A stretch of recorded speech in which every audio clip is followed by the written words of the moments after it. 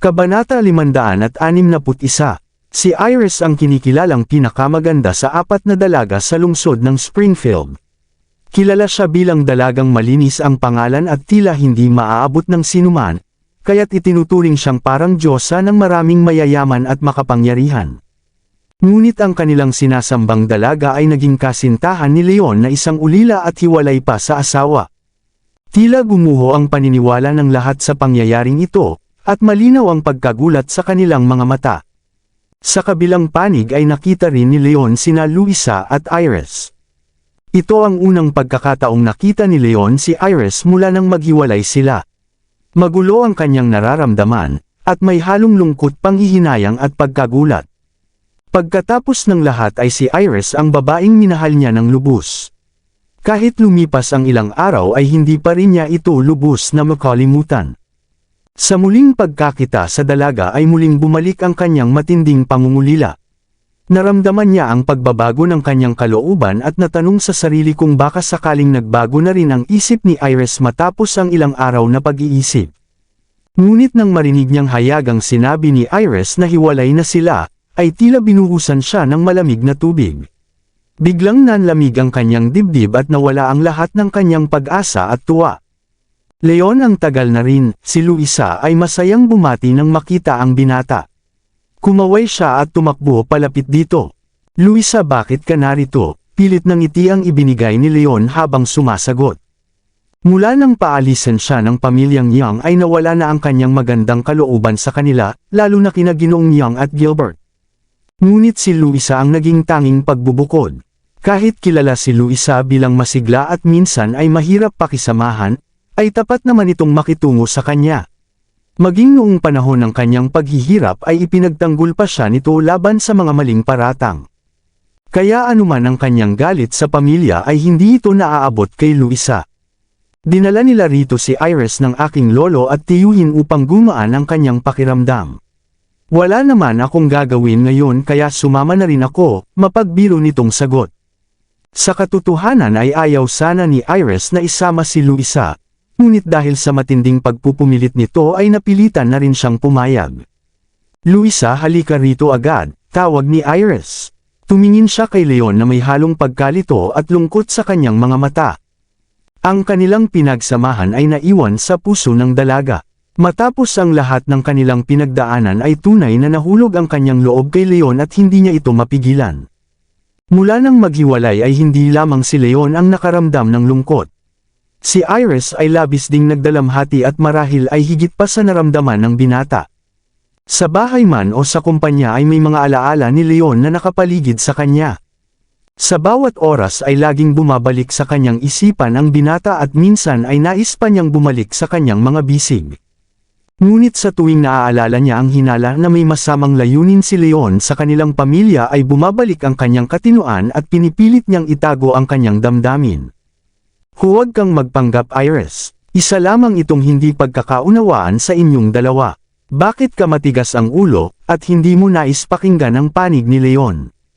Luisa, tumigil ka na sa paggawa ng gulo. Sa sandaling iyon ay lumapit na rin mula sa likuran sina Ginoong Young, Gilbert at ilang mga dalubhasa ng kanilang angkan. Nanlilisik ang tingin ng matanda at may halong panghamak sa kanyang mukha. Ang kanyang presensya ay mabigat at nakapagbibigay ng takot sa sinumang makaharap.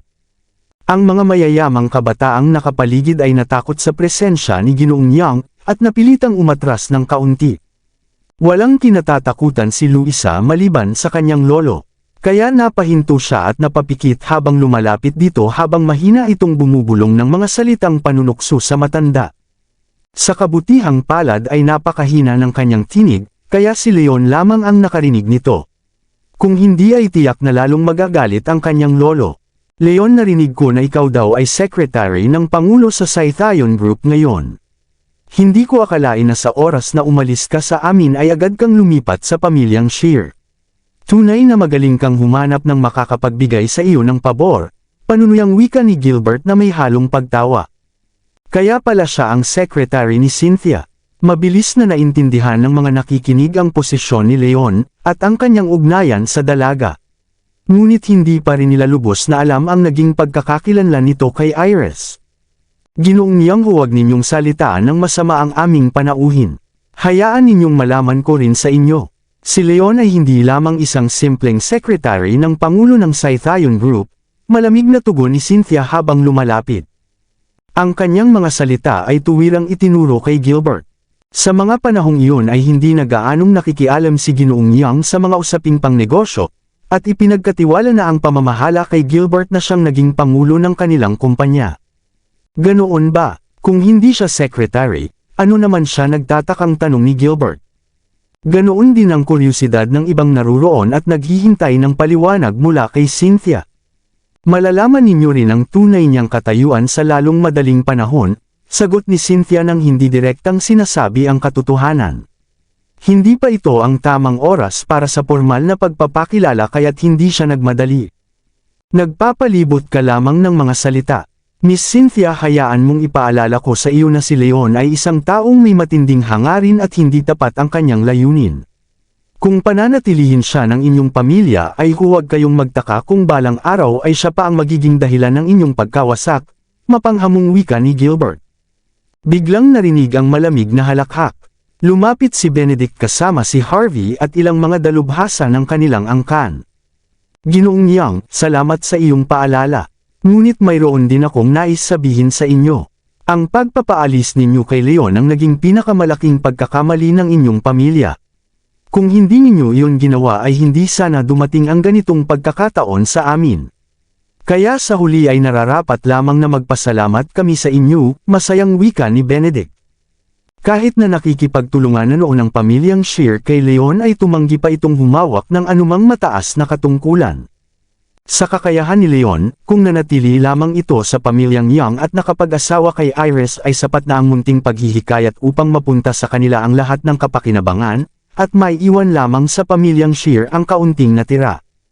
Ngunit hindi inaasahan ni Benedict na papalayasin nila si Leon at ibibigay ito ng kusa sa kanilang panig.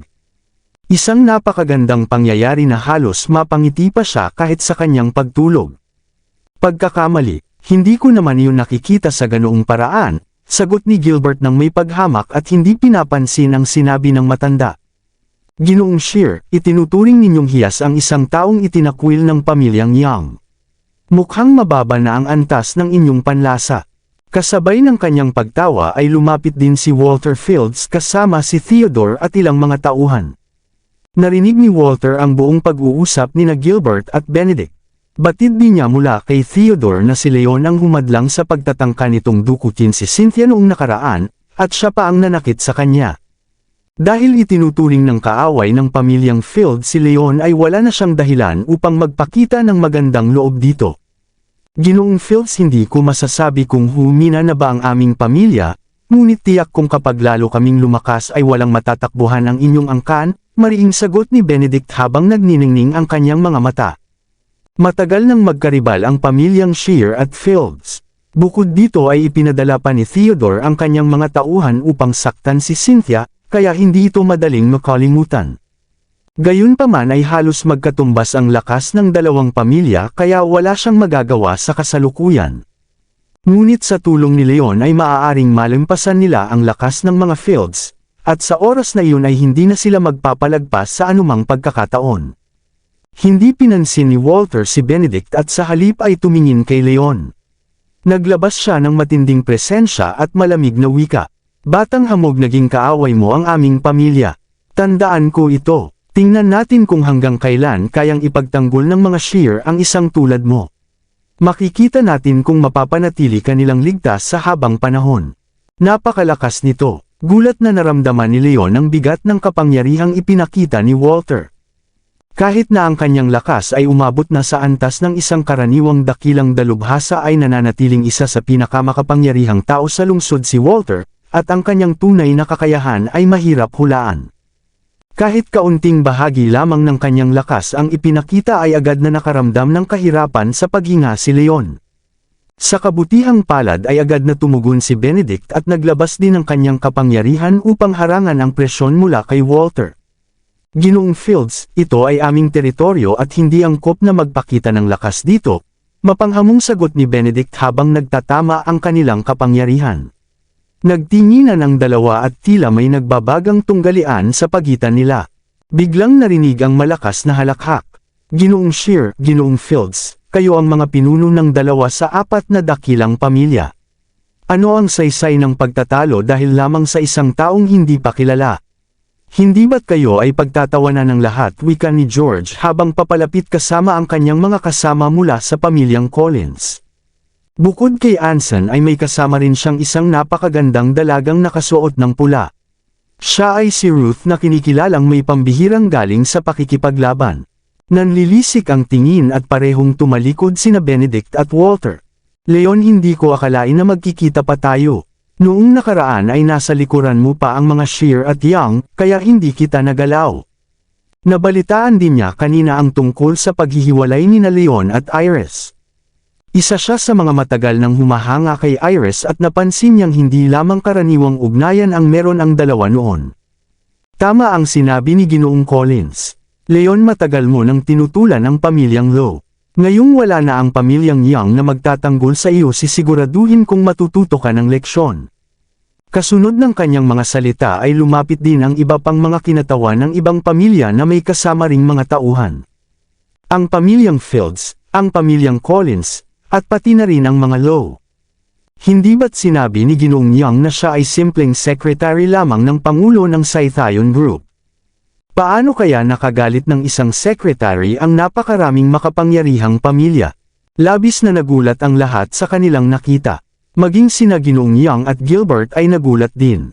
Sila ang lubos na nakakakilala kay Leon, ngunit hindi nila inakala na magagawa pa nitong makagalit ang napakaraming dakilang angkan.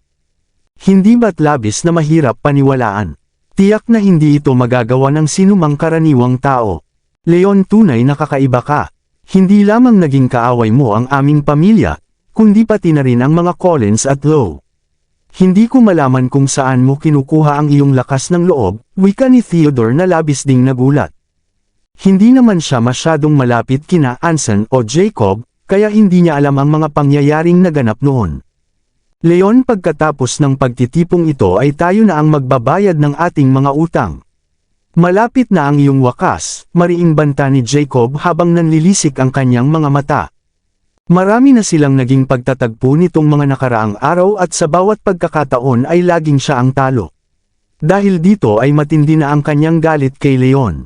Kung hindi lamang mahalaga ang pagtitipong ito ay maaaring sinugod na niya agad ang binata sa mismong lugar. Jacob, sa palagay mo ay karapat-dapat ka bang gawin iyan? Kung nais mong saktan si Leon ay kailangan mo munang dumaan sa amin, malakas at magandang tinig ang narinig. Dumating si Snow kasama ang kanyang amang si Vincent at ilang mga dalubhasa ng kanilang angkan. Ang hari ng timog na si Vincent.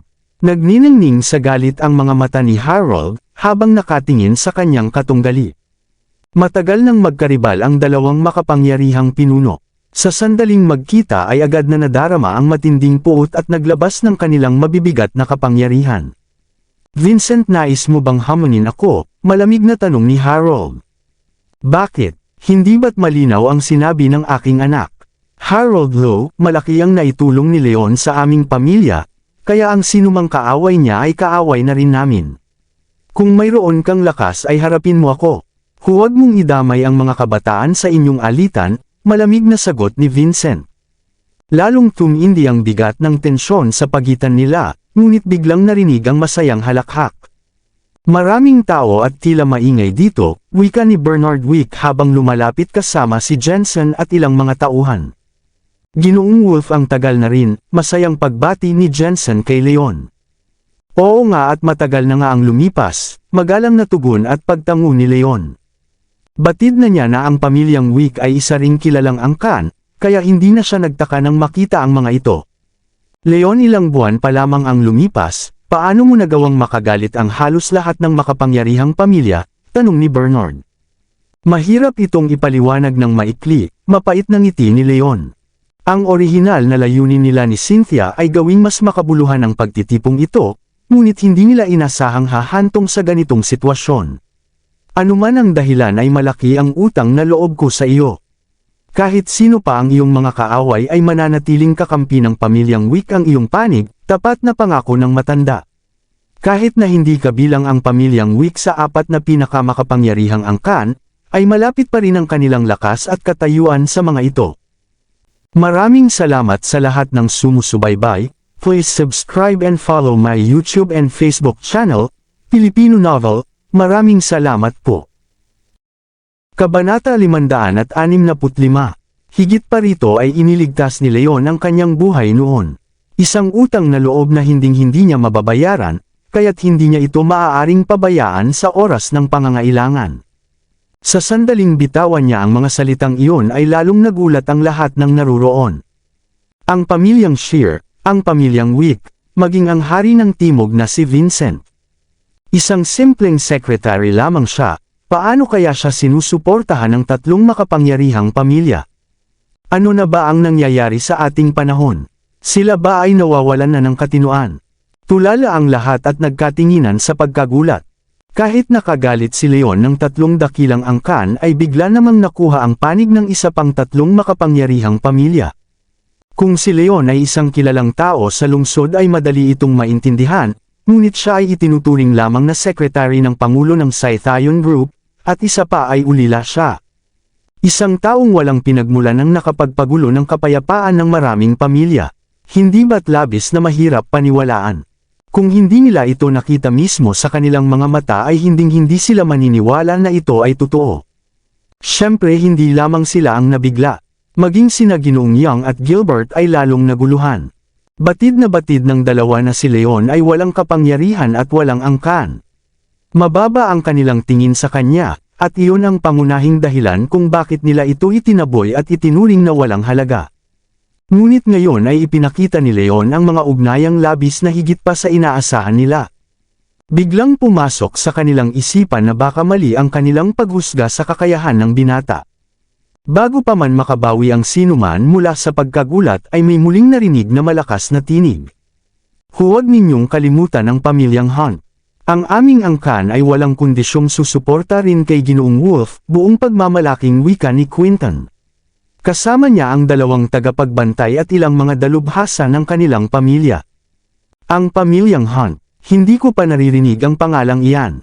Sino sila? Lahat ay tumingin kay Quinton na tila hindi pamilyar sa kanilang paningin, kaya't puno ng pagdududa ang kanilang mga mukha.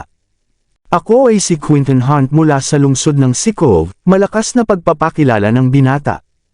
Ang pamilyang Hunt ng Sikov. Siya pala ang bagong pinuno ng angkan na si Quinton. Mabilis na nakilala ng lahat ang kanyang pagkakakilanlan. Ang lungsod ng Sikov ay katabi ng Springfield at mayroong palitan ng kalakalan sa pagitan ng dalawang lugar. Ang pamilyang Hunt ay isa sa tatlong pinakamakapangyarihang angkan sa kanilang lugar, at kilala sa kanilang lakas. Halos lahat ay may narinig na tungkol sa kanila noon pa man. Marami sa kanila ang nalaman na si Quinton na ang humahawak ng pamumuno sa kanilang pamilya. Bilang pinuno ay ang kanyang mga salita ay kumakatawan sa buong angkan. Bakit may isang pamilya mula sa ibang lungsod ang naririto? At sinabi pa nilang susuportahan nila si Leon ng walang kondisyon. Ano ba ang tunay na nangyayari? Biglang nagbago ang anyo ng mukha ng mga kinatawan ng pamilyang Young, Fields, Collins at Lowe. Sa kanilang paningin ay dapat ay walang halaga si Leon. Ang pagkakaroon niya ng suporta mula sa tatlong makapangyarihang pamilya ay higit pa sa kanilang inaasahan. Ngunit ngayon ay mayroon pa siyang panig mula sa pamilyang Hunt ng Sikov. Ang pangyayaring ito ay nagbago ng lubos ang buong sitwasyon. Hindi lamang maganda ang mga ugnayan ni Leon sa loob ng lungsod ng Springfield, kundi nakapagtatag din siya ng samahan sa mga makapangyarihang pamilya mula sa ibang lugar at nakuha pa ang kanilang tiwala at suporta. Isang bagay na hindi kayang gawin kahit ng apat na dakilang angkan, ngunit nagawa pa rin ng isang tulad ni Leon. Labis na nagulat at nabagabag ang isipan ng lahat ng nakasaksi. Ginoong Wolf, sana ay hindi pa ako nahuhuli ng pagdating, magalang na wika ni Quinton habang nakangiti at yumuyuko ng may paggalang. Sa lungsod ng Sikov ay nakapagkasundo na ang pamilyang Hunt sa Scythian Group ukol sa pagbili ng mga gamot na pampatibay ng lakas. Dahil inihanda na ang pangalawang yugto ng mga ito ay narito siya upang tuparin ang kasunduan. Hindi pa nagsisimula ang pagtitipon, kaya nasa tamang oras ka pa ng iyong pagdating, sagot ni Leon na may ngiti sa kanyang mga labi. Sa pagkakita nito ay lalong sumeryoso at dumilim ang mukha ng mga kinatawan ng pamilyang Fields, Collins, at Lowe. Kahit na makapangyarihan ang pamilyang Hunt sa inyong lugar ay huwag ninyong isiping maaari ninyong gawin ang anumang nais dito sa lungsod ng Springfield, malamig na paalala ni Walter. Hindi niya itinuturing na banta ang presensya ni Quinton at ng kanyang mga kasama. Ginoong Fields, huwag ninyong ipagmalaki ang inyong lakas. Sa ngayon ay 4 na pamilya na ang kumakampi sa amin laban sa inyong 3. Kung nais ninyong subukan ay sige lang. Tingnan natin kung hanggang saan aabot ang inyong kakayahan, masiglang tugon ni Benedict. Kahit hindi nakatira ang mga Hunt sa lungsod ay dala naman ni Quinton ang marami sa kanilang mga dalubhasa, kaya't magiging malaking tulong ang mga ito kung sakaling magkaroon ng gulo. Malinaw kung aling panig ang may higit na kalamangan. Ikaw, napangiwi sa inis si Walter.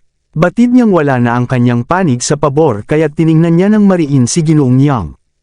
Ginoong Young, magsalita ka naman at ipakita ang panig natin, utos ni Walter. Nakipagkasundo na siya sa pamilyang Young, kaya kung sasama rin ang mga ito ay magiging pantay ang bilang at magkakaroon pa sila ng kalamangan upang mapigilan si Leon at ang pamilyang Shear. Ngunit, naintindihan ni Ginoong Young ang ibig sabihin nito, ngunit nainis siya sa loob. Nakipag-alyansa sila upang makuha ang panig ng dalubhasang gumagawa ng mga gamot at hindi para makipag-away kay Leon. Ano ba ang nais marating ni Walter? Kahit nasira na ang kanilang samahan ay hindi niya makalimutan na minsan ay iniligtas din ni Leon ang kanyang buhay. Hindi niya maaaring tulungan ang mga Fields laban sa taong iyon at wala rin siyang dahilan upang gawin ito. Ginoong Fields, naririto tayong lahat upang dumalo sa pagtitipon ng Scythian Group. Huwag nating palakihin ang mga bagay na walang kabuluhan, pagpapakalma ni Ginoong Young. Nang makita na hindi sasali si Ginoong Young sa alitan ay agad na nagsalita si George upang hamupa ang tensyon. Ginoong Young, tama ka, narito tayo para sa negosyo at pagtitipon, kaya't huwag nating sirain ang pagkakataong ito. Tumawa siya ng mahina upang gumaan ang paligid. Kahit may naging di pagkakaunawaan noon sina Anson at Leon ay hindi naman ito naging malalim na alitan. Walang dahilan ng pamilyang Collins na makipaglaban sa mga Shear dahil lamang doon. Kahit nalabis ang galit ng mga Fields at Lowe ay wala na silang ibang pagpipilian kundi umatras din. Sa katotohanan ay puro pagpapakita lamang ng lakas at panggigipit ang nangyayari. Kahit mayroon silang mga hindi pagkakaunawaan ay hindi ito maaaring ayusin sa ganitong pagkakataon at sa harap ng maraming tao. Isang paligsahan lamang ng lakas at paninindigan ang naganap. Dahil umatras na ang kabilang panig ay gumaan din ang kalooban nina Benedict at Leon at hindi na pinalalim pa ang usapan. Cynthia, naririto na ang halos lahat ng kinatawan ng mga pamilya. Maaari na nating simulan ang pagtitipon, paalala ni Benedict. Pagkatapos ay tumungo sila sa harapang bahagi kasama si Leon at ang iba pa. Sa kabilang panig ay nanatili sina Walter at ang kanilang mga kasama habang naghihintay. Makalipas ang ilang sandali ay opisyal nang nagsimula ang pagtitipon. Tumapak si Cynthia sa entablado na nakasuot ng mamahaling kasuotan. Tila lalong sumikat ang kanyang ganda at ang kanyang pananamit ay nagbigay ng karagdagang dangal sa kanyang anyo. Para siyang Diyos ang bumaba mula sa langit. Agad na napatingin ang lahat sa kanya at tumahimik ang buong paligid. Maraming salamat sa inyong pagdalo sa pagtitipon ng Scythian Group. Nagsimula si Cynthia sa kanyang pananalita. Ang kanyang tinig ay malambing at magaan pakinggan. Napakaganda niya. Sino kaya ang mapalad na makapangasawa kay Cynthia at maging bahagi ng pamilyang Shear? Tama ang iyong sinasabi. Handa akong gawin ang anumang bagay upang makuha ang kanyang loob. Hindi lamang si Cynthia. Ang 4 na dalaga ay pawang mga perlas ng lungsod. Mapalad ang sinumang makapangasawa sa isa sa kanila. Kahit ibigay pa ang 10 taon ng buhay ay sapat na kapalit. Tumingin ang mga kabataan sa ibaba ng entablado nang may paghanga at pagnanasa sa kanilang mga mata. Binibining Shear, naririto kami hindi lamang para sa mga gamot kundi upang makilala ang Pangulo ng Scythian Group.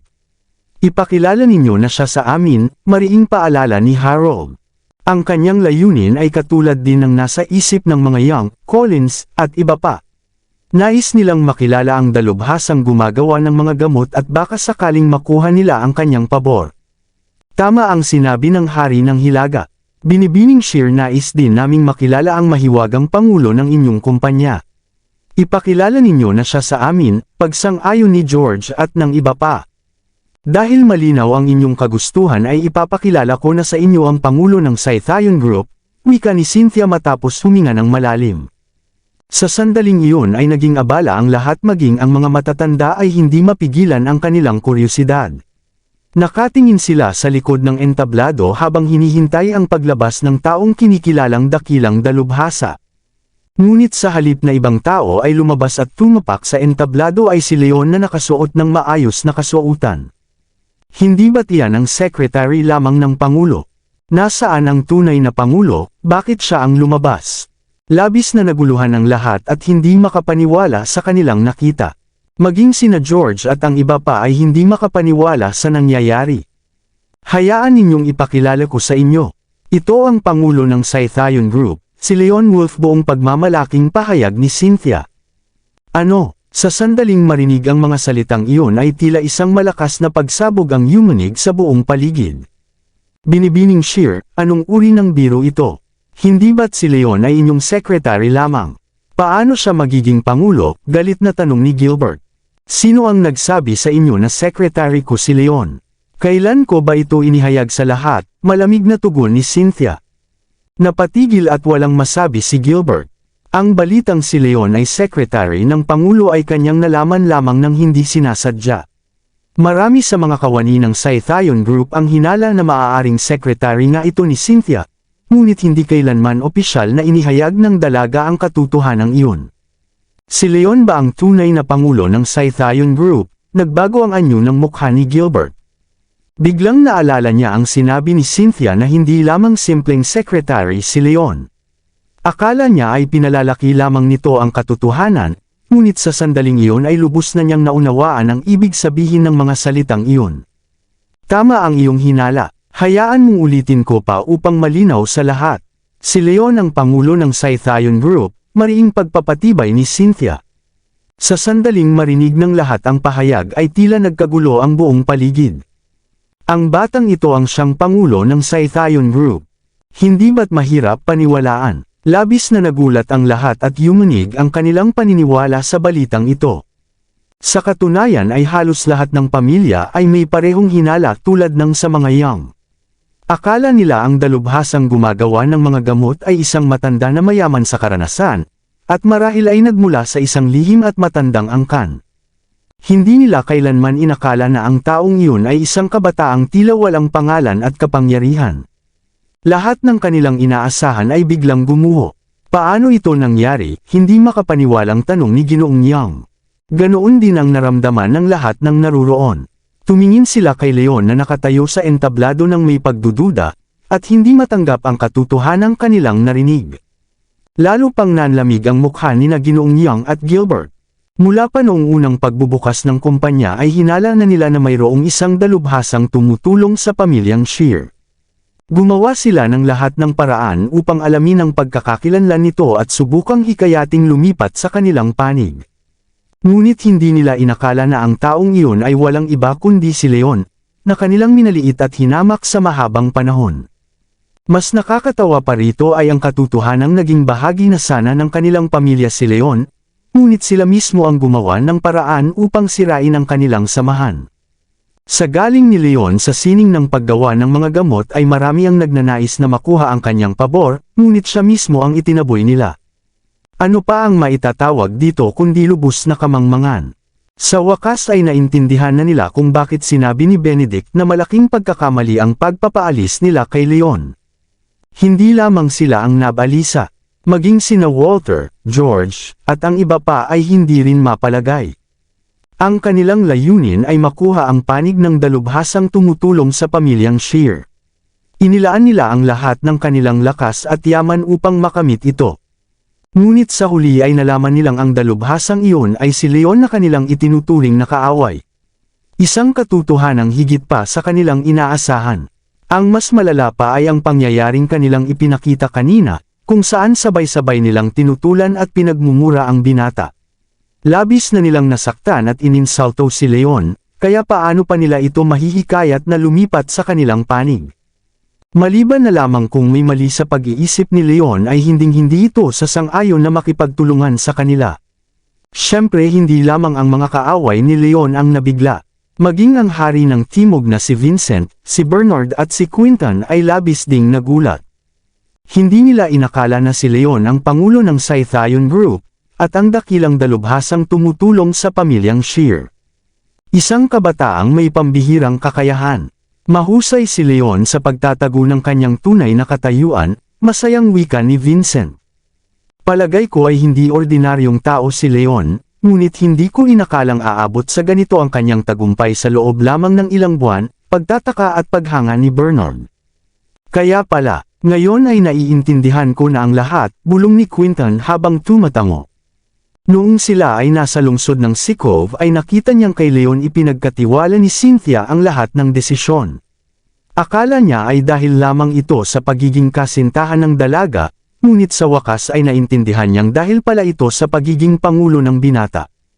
Leon, tunay kang kahanga-hanga, masiglang wika ni Luisa matapos makabawi sa pagkagulat at itinaas pa ang kanyang kamao.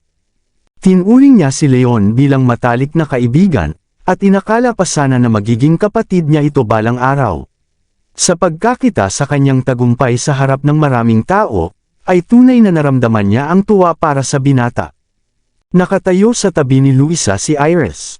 Kinagat niya ang kanyang labi habang nakatingin kay Leon sa entablado. Magulo ang kanyang kalooban at damdamin.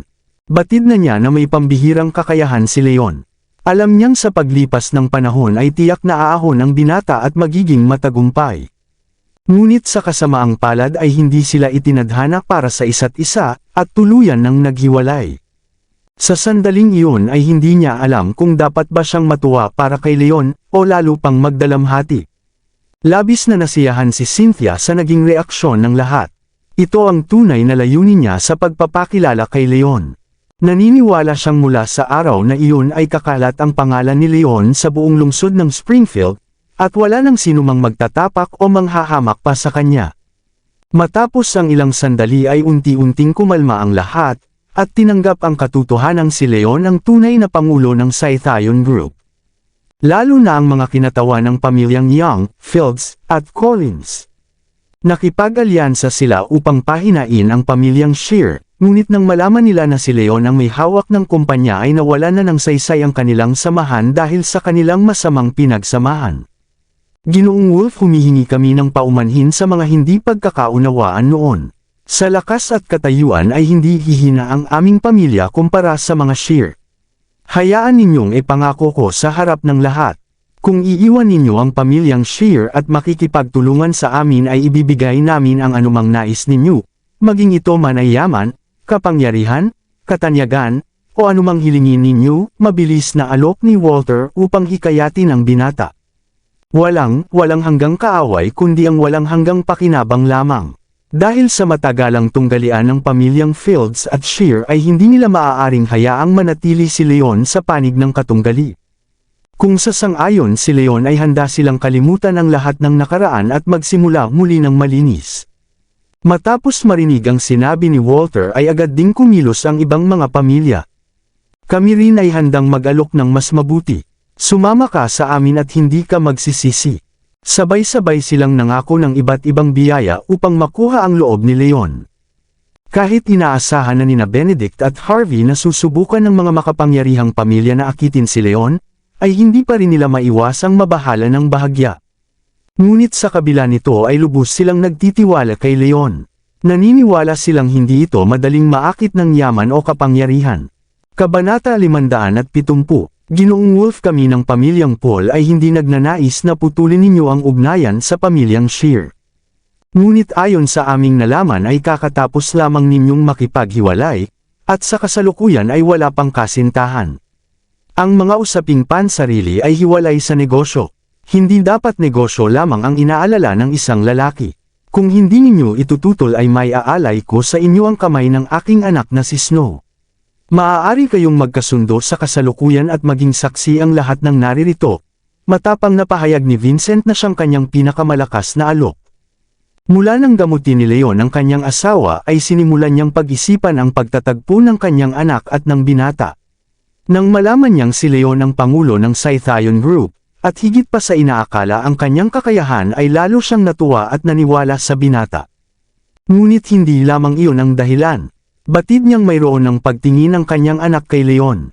Sa ganitong mahalagang pagkakataon, kung magtatagumpay siya sa pagpapakasal sa dalawa ay makakamit niya ang dalawang layunin ng sabay. Ano ang kanyang sinabi? Gulat na gulat si Leon sa narinig mula kay Vincent. Maging ang ibang makapangyarihang pamilya at pati na rin sina Benedict ay hindi makapaniwala sa kanilang narinig. Walang sino man ang nag-akala na handang ibigay ni Vincent ang kanyang sariling anak upang makuha lamang ang loob ng binata. Isang alok na may napakalaking halaga. Tunay na kahanga-hanga ang diskarte ng hari ng Timog. Labis na nagulat ang lahat sa kanyang ginawa. Sa kanyang hakbang ay hindi niya nakikihamok ang pamilyang Shear, ngunit masisiguro niyang mananatili sa kanyang panig si Leon. Makakakuha siya ng pakinabang mula sa magkabilang panig. Kung mapang-asawa ni Leon si Snow at maging kamag-anak nila ay tiyak na makikinabang din ang pamilya Pool sa tagumpay ng binata sa hinaharap. Isang napakatalinong hakbang, bagaman nakita ng mga matatanda ang magandang dulot nito, ay iba naman ang naging pananaw ng mga kabataan. Marami sa kanila ang tumingin kay Leon nang may matinding inggit at galit na tila nais itong pagpira-pirasuhin. Si Snow ay kabilang sa 4 na pinakamagandang dalaga sa lungsod, at pumapangatlo sa kanilang hanay. Kilala siya sa kanyang likas na alindog at kabig-bighaneng anyo, kaya pangarap ng maraming binata ang makapangasawa siya. Sa pagpaplano ni Vincent na ipakasal si Snow kay Leon ay sa isang tango lamang ng binata ay makakamit na nito ang dalagang pangarap ng lahat. Malinaw ang matinding inggit na nararamdaman ng mga naruroon. Kung ang tingin ay maaaring pumatay ay marahil ay ilang beses nang nawala ng buhay si Leon. Ama, ano po ang inyong sinasabi? Magkaibigan lamang kami ni Leon. Paano ninyo ito nagagawang sabihin sa harap ng maraming tao? Namula ang buong mukha ni Snow sa hiya habang kinakausap ang kanyang ama. Hindi niya inakala na gagawin ito ng kanyang magulang sa harap ng lahat, kaya't siya ay nalilito at hindi alam ang gagawin. Sa pagkakita ng kanyang reaksyon ay lalong natiyak ni Vincent na mayroon talagang pagtingin ang dalaga kay Leon. Kahit nalabis ang paghanga niya sa binata ay hindi niya ipagkakait ang kaligayahan ng kanyang anak kung hindi naman ito gusto. Snow, ginagawa ko ito para sa iyong ikabubuti. Huwag kang mag-alala at magtiwala ka sa akin, may kahulugang wika ng kanyang ama. Naramdaman ni Snow na nabasa ng kanyang ama ang kanyang tunay na damdamin, kaya lalo siyang namula at nais na lamang magtago sa isang sulok. Mula noong ipagtanggol siya ni Leon at itaya ang sarili upang iligtas ang kanyang ina ay unti-unti nang nagbago ang kanyang pananaw at damdamin para sa binata.